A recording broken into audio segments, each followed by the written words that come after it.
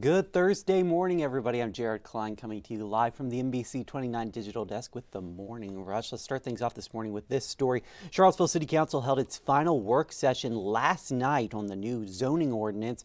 The primary goal is to allow for more housing in the city. Some concerns include the height of new buildings, parking, and density. That's how closely people are packed in together.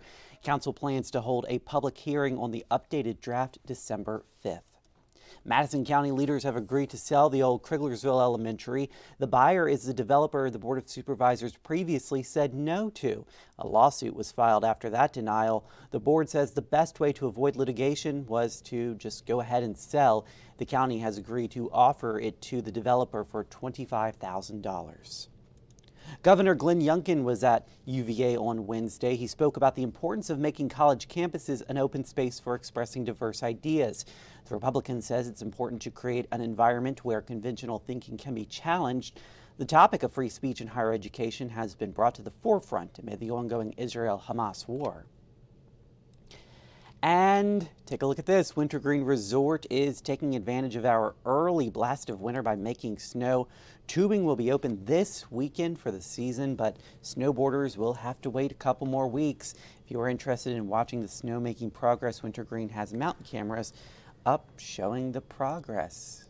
Looks exciting. Yeah. Okay, so we're hearing about flu and the cold and that sort of thing going around. Well, what about your pets? So evidently there is this unknown and potentially deadly contagious canine respiratory illness that's been found in 14 states. Yeah. And they describe it as a respiratory, causes coughing, sneezing, and sometimes it can lead to pneumonia. So it can be, again, dangerous for dogs. And so these are some of the symptoms, the coughing, sneezing, rapid breathing, wheezing, fever, nasal and eye discharge, loss of appetite, that sort of thing. And here's the map of where it's been found. But, Virginia, it hasn't been discovered yet, but Maryland is just to the north of us, so it's close. Yeah, it'll definitely spread probably across the United States at some point. Right. That's just how viruses work. But yeah, definitely keep an ay out for those signs. Yeah. It might not just be a normal sickness in your dog. And I think too, if your dog your dog, so if they're just something's off, it's best just to get them to the vet. Yeah. But 'tis the season too for colds, right? Okay, so this is so interesting. So, I don't know if you've been, sometimes if you're in a quiet room and then someone's eating something like chips. Yeah. It can be kind of annoying. Oh, right? yeah. It annoys me. Yeah, and then I feel bad if I'm Yeah. eating chips and it's quiet and I'm like, is this probably so loud? So the sound of crunching chips is annoying. So Doritos has made a silencer. So it's a way it's a crunch cancellation software that removes the sound of someone chewing. So it's for the headphones. So if you're on a Zoom call that uses headphones, it'll cancel out, and you're eating, it'll cancel out the crunch. It's for you while you're crunching, or I think so. is it for other people? Does everyone have to put on their silencers? I think it's for you if you're crunching. Okay, so you put it on and it cancels out the crunching Yeah, sound. it's a crunch cancellation software that removes the sound of chewing.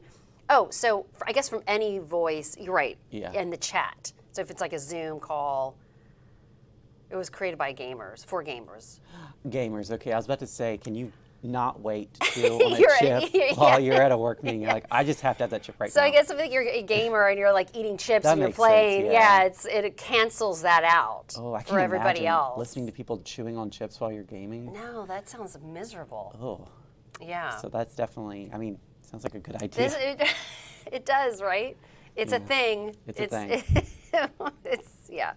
And then just to get us on the holiday spirit, look at this train in southern England, all lit up for the holidays. So cool. It reminds me of the Polar Express. Yeah. Yeah. Yeah, I like all the rainbow lights.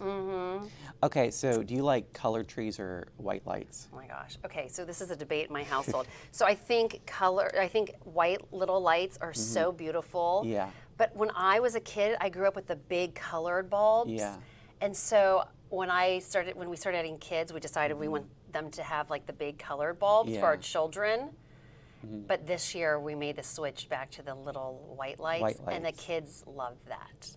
So I guess it depends on what kind of a mood you're trying Yeah. to establish. Now, I've got the LED lights that go between white and color yes, with the push of a button. So you can whatever you're feeling. whatever I'm feeling for that day, yeah. Yeah. But I really like colored lights, but you can't really beat that classic white light look. Yeah, on the Christmas tree. Yeah, exactly. But I guess outside too. It just depends. Outside, I definitely would probably go with colored. Color, but, yeah. Yeah. I love it all. Love it all. But yes. All right. Well, thank you, Jennifer. Let's take a look at that 7-day forecast. We've got warmer conditions today with a high at 56, a lot warmer than what we saw yesterday. And it looks like we have a chance for a few showers tomorrow, Friday, but not enough to stop our lighting of the tree at Ting Pavilion that is going on tomorrow evening. Make sure you bring out your family to that. It should be a great time. And then Saturday and Sunday, we've got highs in the low 60s. NBC29 is a proud sponsor, of course, of that event at Ting. Have a great Thursday, everybody, a great Friday Eve, as David likes to call it. We'll see you again on NBC29 News at noon.